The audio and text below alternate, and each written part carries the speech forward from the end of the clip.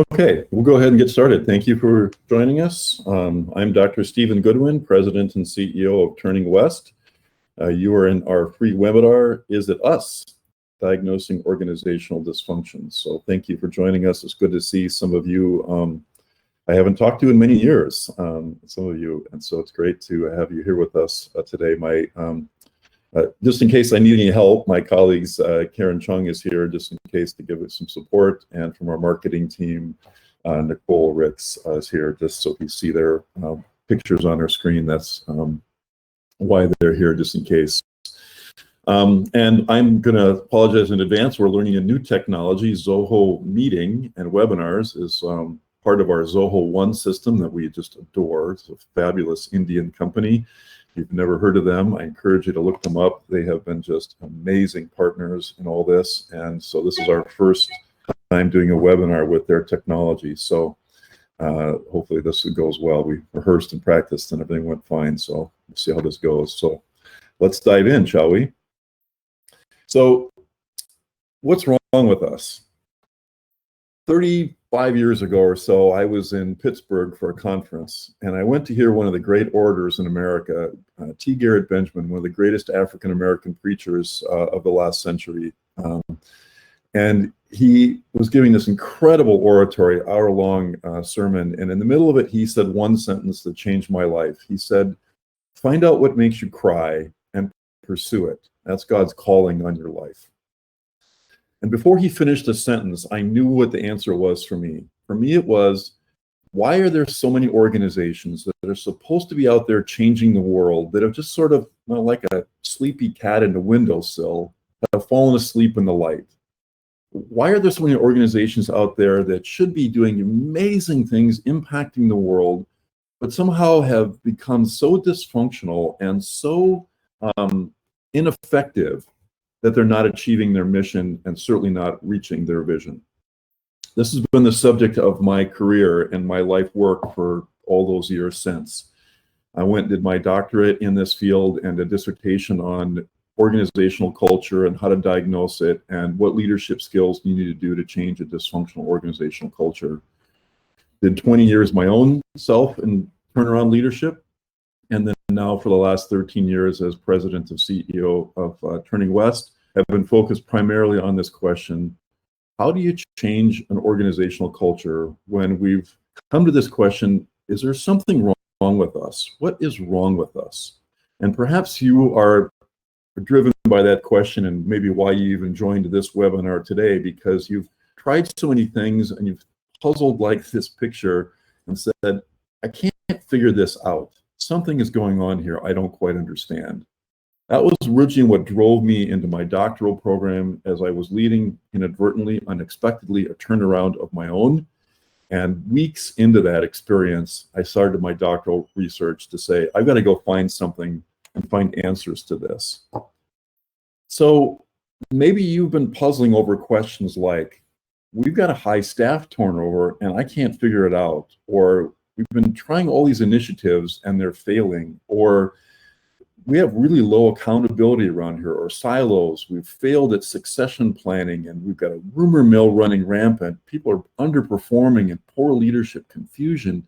Our talent seems to leave.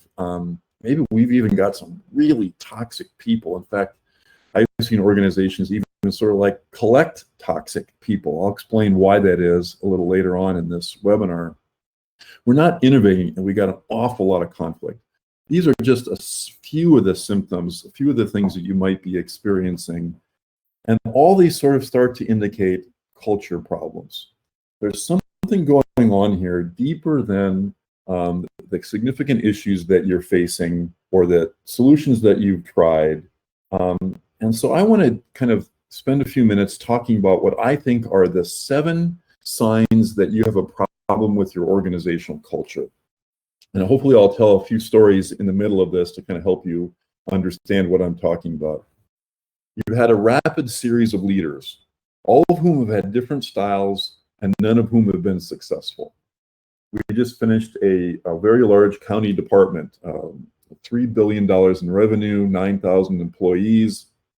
We did 3 years worth of culture work with them. They had had 18 different directors in 35 years.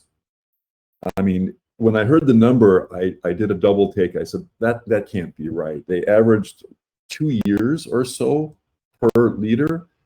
And they said, no, that's accurate. 18 different leaders. And if you went back into those leadership styles and you studied those leaders themselves, one was a fabulous bureaucrat, one was a great politician, one was an absolute expert in the field, one had had decades of leadership experience and been successful in all of them. But in this particular context, none of them were able to move the needle, and none of them were able to survive more than a couple of years. Maybe 4 at the most was the longest tenured person. A couple didn't survive even a year. This is one of the classic indications that something deeper is going on. It's not just your strategy, it's not your programming's wrong, it's not your product market fit, it's none of those things. That something much deeper is happening. This was one of the first questions that led me to do a deeper dive into this and decide to do a doctoral program on this, and all these years of research afterwards is why? Why have changing out leaders not really been the solution? And this, by the way, is one of the things that boards and organizational selection committees often think is the solution. Well, if we just had a different leader, if we just had something else that this person we currently have isn't providing. And that's a flawed assumption in situations like this. The second clear sign that you have a culture problem is you've come in, you've implemented a whole bunch of new initiatives, but nothing's moving the needle. We did 2 years worth of work with a very large, I'll call it a think tank / foundation, very unique organization, and I won't name them for obvious reasons. They had about a $200 million a year budget, huge budget. The new leader was a brilliant woman, one of the most brilliant people I've ever worked with. Ivy League education and master's degree. She'd been wildly successful at the state level, and she was sold this bill of goods by the selection committee that this was a world-class institution ready to go. 150 people or so. All the program staff, about a third had PhDs from all the best universities of the world. The rest had master's degrees, fabulously talented. Even the support staff was wildly talented. She accepted the role and within 6 or 8 weeks recognized, oh my goodness, this is the most messed up, screwed up, dysfunctional organization I have ever seen. And so her solution was to start 14 separate initiatives all at once. What I explained to her about a year after she had started, when I began to work with them and she recognized she needed better help, was that what had happened for her, having never been a turnaround leader before, having always led successful organizations and taken them to be even more successful, she found herself now as a turnaround leader. And so her first instinct was to say, we are here and I want us to be here. And so I'm going to do all these initiatives to move us quickly to that point. What I helped her to understand was that when you find yourself as a turnaround leader, what you have to do is you have to, unfortunately, get comfortable with this liminal state. I know we're here and I want us to be here, but I can't start all these things at once because I'll overload the system, which is exactly what this leader did. Organization already had all these deep cultural problems she thought could be solved by all these wonderful and brilliant and wisely chosen new initiatives, but they were poorly timed. And they weren't the right ones to move the needle to change the culture, because what she had at her core was a culture problem. When we started our diagnostic work in that particular situation, one of the things we described the previous culture as, it came out to be titled, part of they named this the whack-a-mole culture. It turned out that the previous leader had such an ego problem that she had to be the one who had all the new ideas. And if any leader popped up with a new idea that was really of any significance, that person would get whacked down. The CEO would steal that idea as their own, and people quickly learned, don't suggest anything new. So all this dynamic, this social learning, as it were, was going on in the culture, none of which was immediately obvious to the new leader. And so she started 14 initiatives to move things, and of course, none of them were successful. The third obvious sign of a culture problem is you've changed out key staff, and the new staff behave, I should change this, new staff behavior is similar to that of the previous staff. We were called in a couple of years ago to a residential care facility, a nonprofit, and I did my diagnostic process. We call it an organization audit. And on day one, I discovered fraud and sexual harassment going on in the executive ranks. Immediately called the board's attention to it that very evening, called the board president. We went to dinner. I revealed this information on very clear authority with very clear documentation. And within the end of the week, they fired the CEO. Over the course of the next couple of weeks, they decided, based on performance issues, they fired 10 of the next 12 leaders. What was fascinating in this was, after replacing those new 10 leaders, within a month, those new leaders were behaving in exactly the same ways as their predecessors, because the culture was, quote, teaching them, this is how we do things around here, right? This is another kind of symptom of this, is that you hear this old phrase, well, it's not how we do things around here, or, you know, those phrases, very idiomatic expressions. But what that's indicating is something's happening at a deeper sociological level in the system, in the way that people behave, that's getting transmitted through subconscious interactions with one another, that's teaching people that's not how we do it here. We'll talk more about this as we go on. But changing out key staff is rarely, if ever, the solution to a culture problem. And so if you've tried this and nothing has been different, clear sign that the problem is cultural, much, much deeper than simply staffing. 4, people routinely hurt other people in your organization and no one holds them accountable. Dysfunctional organizations, especially toxic organizations, and I'll use those distinctly, all organizations at some level, of course, are dysfunctional, because we all are dysfunctional at some level. There's no perfect person and there's no perfect organization. But good organizations and great cultures, when people are rude, inappropriate, act outside of the accepted norms, someone holds them gently and graciously and professionally accountable. If that doesn't happen, the organization tends to create for itself bullies, people who get away with it over and over and over again. We were called into one private school some years back, and it was astonishing. My consultant was sitting out in the waiting room waiting to see the head of school, and the door was cracked a little bit, and she was in with a new prospective family and talking with the family about coming to the school. She was recruiting.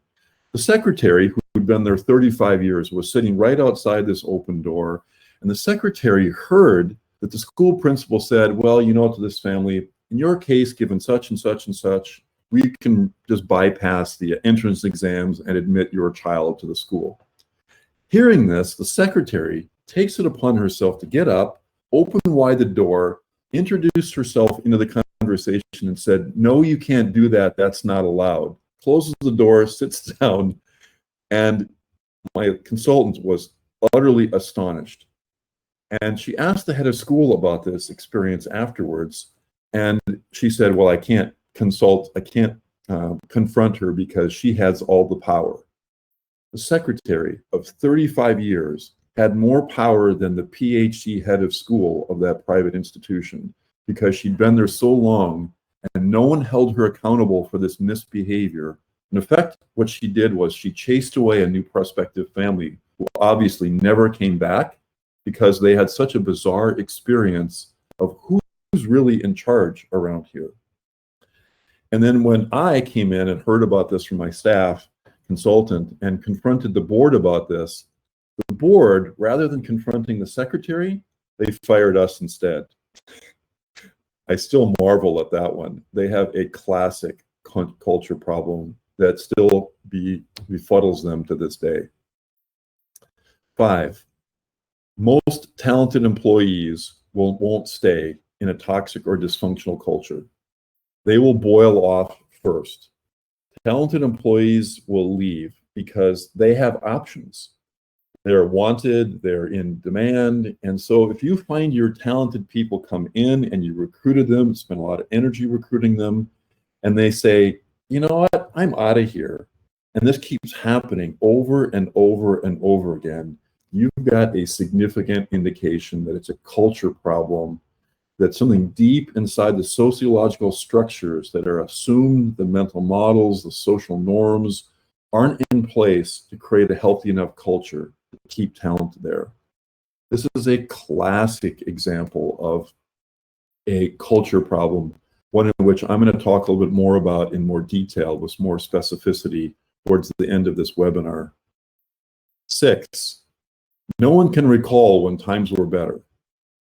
In other words, people keep telling stories of, yeah, I like our mission, but we're kind of a bunch of Keystone cops, or yeah, it's always been this way, nothing's ever going to change. Or these stories get told of over and over again of, yeah, well, people have tried to fix this, but no one's ever been successful. That's just the way it is. Even, this is surprising, even when people have been in other organizations within the same industry where things were different, but in this organization and in this organizational culture, people are like, yeah, well, that's just what happens around here, is that people misbehave. No one holds them accountable. We just expect these things. It's never going to improve. The great psychologist Martin Seligman talks about organizational helplessness or learned helplessness. And I think that happens with organizations as well as it does with individuals and with family systems. Organizations learn to become helpless. Well, nothing's ever going to change. It's always this way. We still believe in the mission and we're still committed to this. So why bother trying to fix the system?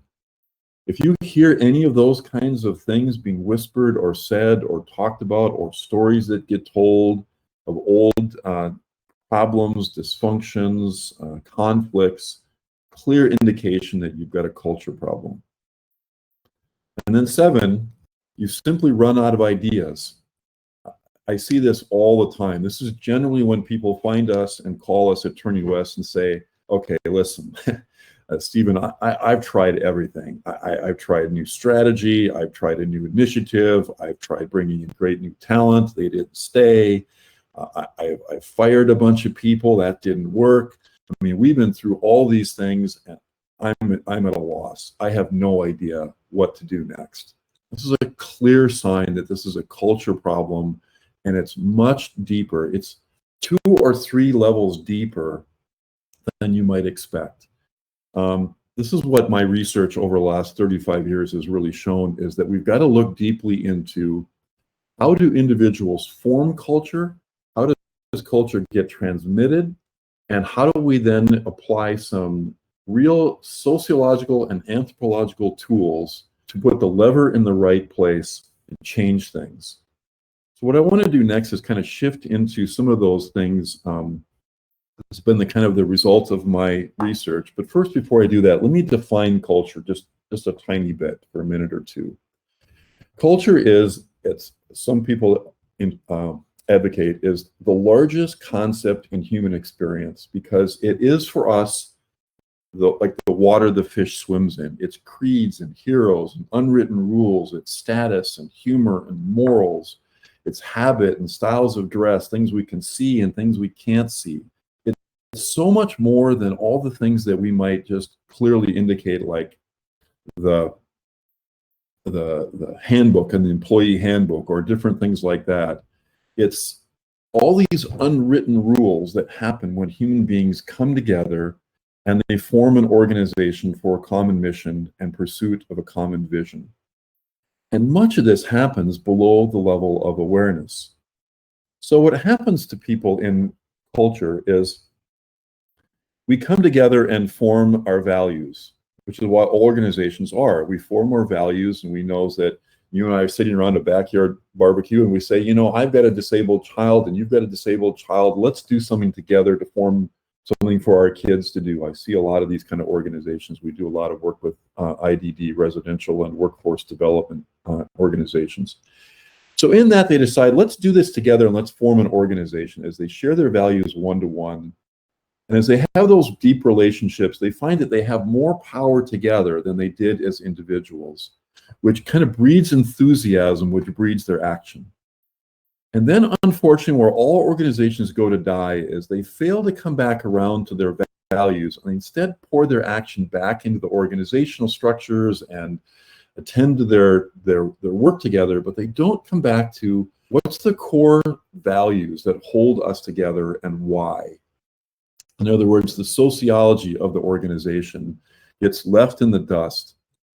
And what instead we want to have happen is something along these lines, is that action as we come back to revisiting values. And so every time we orient new members to the organization, we start by orienting to the values, the mission, and the vision, and hold them accountable to that through clear roles and strategic plan and training. And at the center of all this is the vision piece. This is much more challenging than it may at first appear, and really is much more, really is the role of leadership in my estimation. More than just getting things done or moving the needle, it's about leaders shaping culture over and over and over again. Perhaps you've seen a diagram like this iceberg metaphor, that when you think about culture, there's all these visible things that we can see, the vision, the strategy. These are artifacts as we describe them. Shared values are a little bit more difficult sometimes to see unless they're official on a splash page of the website or a brass plaque in the lobby, goals and policies and structures. But what's really happening, where most of the action is in culture formation, are in the beliefs, the perceptions, the values that are explicitly down in the assumptions that I'm making, the stories we tell, the emotions and the feelings, the norms we've established or failed to establish with each other, tradition, all these things. This is where all of the really power happens in shaping organizational culture. And when an organization has become dysfunctional, or when it's become all the way to toxic, the interventions to make that change back to a healthy human work system all have to be aimed below the waterline, below the level of conscious awareness, lifting these things from unconscious to conscious so that we can deal with them. I want to introduce you now to 10 primary culturing mechanisms for doing just that. And I'm just going to introduce them briefly, and then I'm going to focus on one of them, kind of go in a deep dive on one of them, the number 7, social norming theory, and how you might apply that as a leader if you find yourself asking this question: is it us? Do we have a dysfunctional organizational culture? So just in brief, values, mission, and vision, these are always the foundation of every human society. Every group of people come together around a common mission. It's always about values, mission, and vision. And even if you can't name and articulate your values, they're extant. They do exist. You don't know them. However, sometimes there's a misalignment. What we say we're about and what we actually behave like can be misaligned. And this is a common source of a problem in your culture. We see this all the time at TurningWest in our work with cultures, large and small, and come back and we revise a process of, are these, we just did this yesterday for a very large organization out of San Francisco, are these the real values that drive the core of the culture and not just your aspirational values? In that organization, they were fairly clear about their values. They were crystal clear about their vision. But when we did our organization audit process, we found that they had 4 or 5 competing missions that was causing a lot of confusion and diffusion in their culture. We engaged a very long learning process, went to 7 of their chapters around the country, having this listening tour to clarify their mission, and just this week have come to a new mission as they all together chose a singular mission among themselves to have a more clear culture at their organization. What language gets used? How do we describe things? Do we use terms that are really inappropriate? For example, we worked with a child welfare organization, and they called themselves children's social workers, was one of the terms they used. But in reality, they weren't working with just children, they were working with families. And we suggested they consider changing their language, because the language of the term of the position was kind of inadvertently teaching the staff, we care about the children, but instead they needed to consider a larger perspective of children and the family system as a whole unit, as a family system theory. And so we suggested that changing the title of the position might help them reframe their culture. What are you measuring? If you're measuring only the numbers, and this is very common in dysfunctional organizations, we only measure the finances. What you're teaching people is only finances matter. Nothing else really matters. Could we measure other things like employee engagement? Could we measure collaboration? Could we measure collegiality? Could we measure whatever else values that we have? And then include that, because we know that people pay attention to whatever gets measured. And they learn that that's the most important thing around here. And often we find a misalignment between what we say we're all about and what we're measuring. So these are three different things that if you find yourself in an organization that's dysfunctional or toxic, that you might go back and ask yourself the question, are we misaligned in these three areas? Three more of these, primary culture embedding mechanisms, or leadership. I have rarely found an organization that has an intentional process for shaping more and better leaders within their organization. Those that do always are healthy human work systems that are rocking it. They are so exciting. They are intentionally working at growing more and better leaders. They've got a process for growing that. They've identified what primary leadership skills they want at each and every level, and they are working actively, intentionally at growing their people. If you're not, if you just hope that we find a leader in our next hiring process, this could be a clue that you have a misalignment. Team dynamics. Effective teams get the right things, get things done while becoming better at it along the way. In other words, they're taking time to ask questions. How well are we doing as a team? How effective are we? How could we learn as a team to improve our dynamics? And if you're not doing that and not paying attention to teams, and you're just expecting your teams to do more and better without taking time to grow the team itself, you'll probably have a sign that you have a misaligned culture. I had the joy of playing Division III college basketball for a few years before I got injured and couldn't play anymore. But we never went to a basketball game without having practice after practice after practice. That would have been ridiculous. And in those practices, the coach, we would rehearse the behaviors that we were hoping to experience as a team in the game. And he would blow the whistle and stop and say, again, blow the whistle and stop and say again. This was the key to practicing becoming better. Even in our workplace, teams should do likewise. Power structures. Authority is exercised with both formal and informal power, whether defined or undefined, whether it's overt or covert. Oftentimes, we find in dysfunctional organizations, power has been misaligned. So-and-so can't get along with their boss, so they go end around their boss, and they go to their boss's boss, or the boss's boss goes around the subordinate leader to get to the people below, and all kinds of maladaptive strategies happen when power is misaligned. And this is a very common way that if you find yourself in a dysfunctional organization, especially in a toxic one, I'd encourage you to think deeply with your leadership team and your board and other leadership structures. How are we using power around here? And diagnose how that's happening and flowing in your system as a way of realigning and becoming more effective and healthier. Three more, 7, 8, and 9. This is the one I'm going to come back to in a minute. Number 7, social control systems. it's really intriguing that we think that we all are masters of our own fate, captains of our own destiny as human beings, especially the more educated and higher up in the system that we go, when in reality, human beings are social animals. We align to peer pressure far more than we have any awareness of. And we do that in such subtle and powerful ways.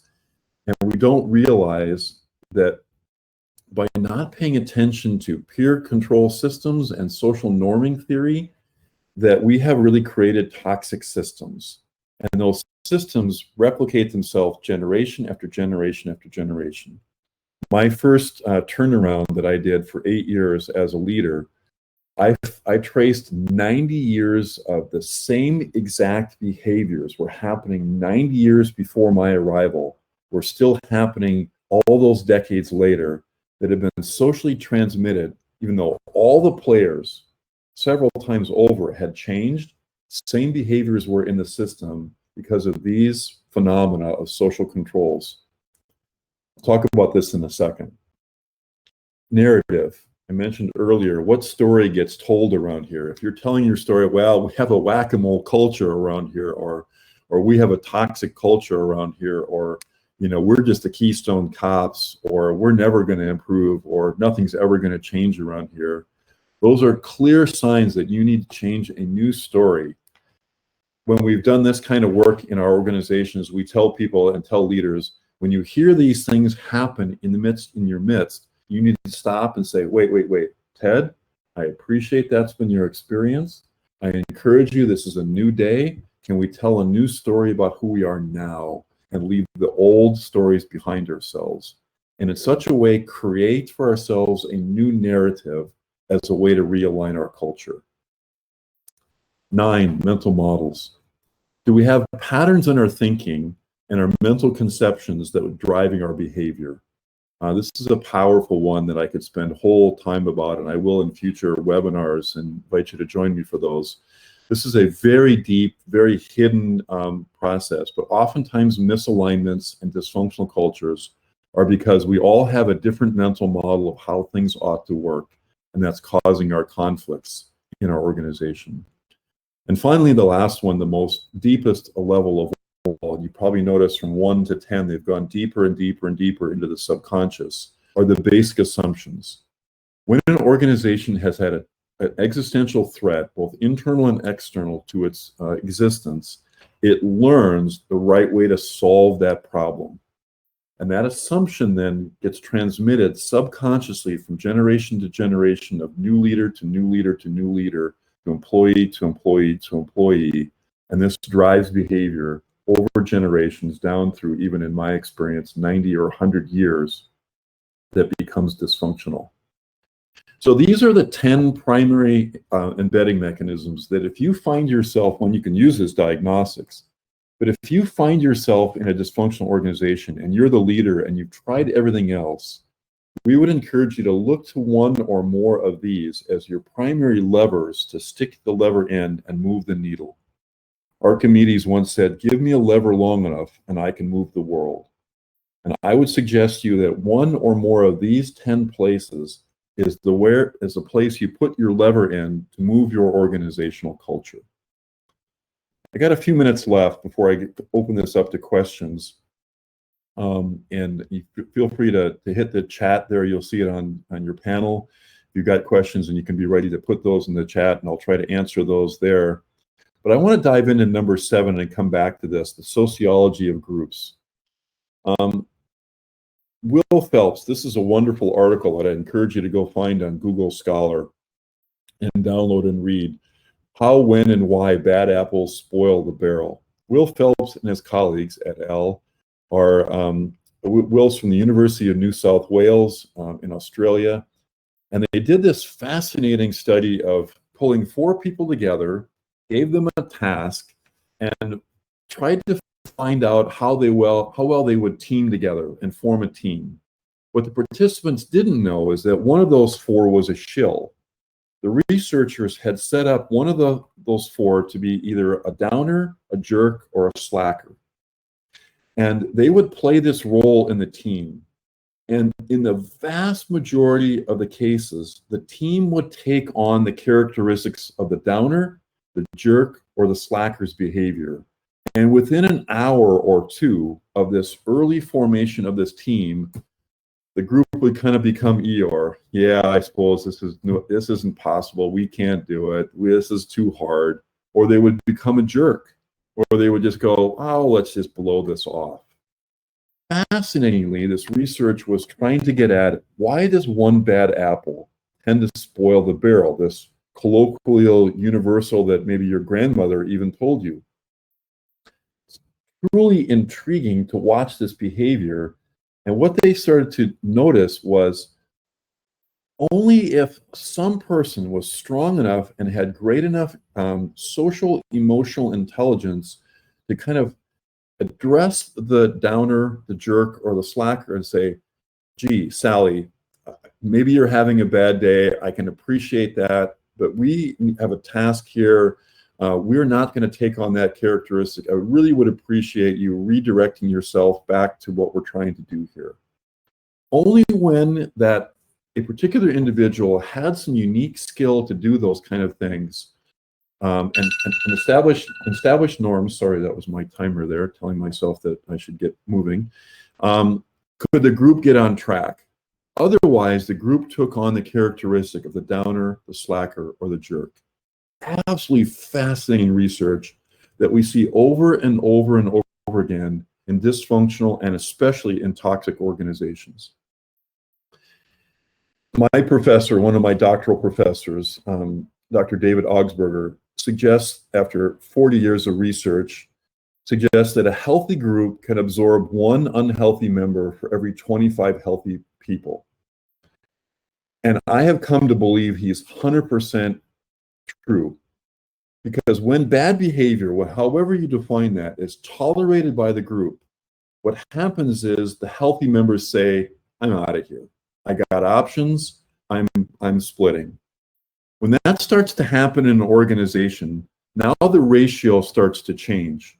1 to 20, 1 to 18, 1 to 15, because it's like a college football team that's had 25 or 30 losing seasons in a row. They can't recruit new people because who wants to come to a team that's not winning? And so they recruit less and less talented players every year. In this case, they tend to recruit dysfunctional, unhealthy people, and the ratio becomes more and more unhealthy, and the group tends to have a harder and harder time transforming. The reality is that in any general population, these are scary statistics, 5% have narcissistic personality disorder. The ratio is vastly higher among leaders. In a classic study of clergy in Canada, 30,000 clergy were surveyed. In that survey, the researchers found that 30% were clinically diagnosable as narcissistic personality disorder, 6 times the national population average, because narcissists are drawn to the spotlight. They're drawn to the leadership. I would be fascinated to see research about CEOs in the general population or executive directors in the nonprofit sector. It's certainly way higher than the general population. Estimates range of 1 to 4% have antisocial personality disorder or some form of sociopathy. 1.6 perhaps have borderline personality disorder. At least 9% have at least one personality disorder. And who knows how many have low emotional intelligence. So we know that some of these things happen in every culture. The key is, do you have social guardrails to hold people within confines of great and expected social behavior? The key in our estimation is in values, norms, and sanctions. That values will drift if they're not supported by established, mutually created, explicit social norms. But those norms will drift if there's not positive and negative social sanctions when people step out of or they deviate from those norms and those values. So, for example, what I mean by this is if you have the value of integrity, And you've defined that integrity as we do at TurningWest. We define integrity as, if we screw up, we're going to name that, our behavior, we're going to apologize, and we're going to fix it. And when our team does that, we try to encourage both positive reinforcement. Gosh, Ted, really, that was fabulous. I loved how you owned that mistake with our client, and I loved how you went and fixed it. Or negative social sanctions, saying, Letitia, I'm really disappointed. I know that you made mistakes. We have a value also of grace when we make mistakes, but I want you to own it for yourself, name it, fix it, and learn from it. What we need in organizations, especially what's gone awry in dysfunctional organizations, is that we've not had those social guardrails. I used to love as a teenager going bowling, and it was fun sometimes when I was learning to bowl as an earlier child, when they put up the bumpers in the alleys on both sides, so I could never throw an alley ball. You know, it just goes in there and you don't hit any pins. But think of the norms and sanctions like those bumpers that fill the alleys on both sides of the bowling lane. They sort of help keep people corralled. So even if you do have people who have some challenges, both either low EQ skills or some other things, they can still be employed if the organization has express guardrails to hold them accountable and to hold them within a certain set of norms of behavior. This is one of the really keys, even in positive, healthy organizations, to maintaining that positive, organizational, healthy human work system. Got a couple minutes left, and I know you've got questions, but I want to just take a few minutes and see if you have anything you want to add in the chat, or any things that you want to dump in, or questions you might have. Love to hear your thoughts about this. I know I've covered this really quickly. You know, and certainly may feel free to reach out to us afterwards. There'll be some follow-up this webinar that'll come automatically to you. Also, this PDF of this PowerPoint is also accessible, and I believe will be emailed to you if you don't have access to it now, that you can make access to, and feel free to just ask you give us credit and remind people where your source was, but feel free to use this. My greatest hope is that you will, you know, as leaders, think about, how do I shape a healthy human culture? Because my belief is, my sincere belief is, that that's the leader's prime directive. To take a line from Star Trek, is that the leader's primary job is to shape a healthy human culture. Not just to get things done, not just to be successful, not just to move the needle, not to just empty your to-do list. But your job is to grow more and better leaders, to grow people. And then when you do that, whatever you are seeking to do in the world, whether it's for-profit or nonprofit or government, whichever sector or line of work you're in, you will be successful. I'm 100% convinced that this is how you create a healthy human work system. And if you find yourself struggling and scratching your head asking, is it us?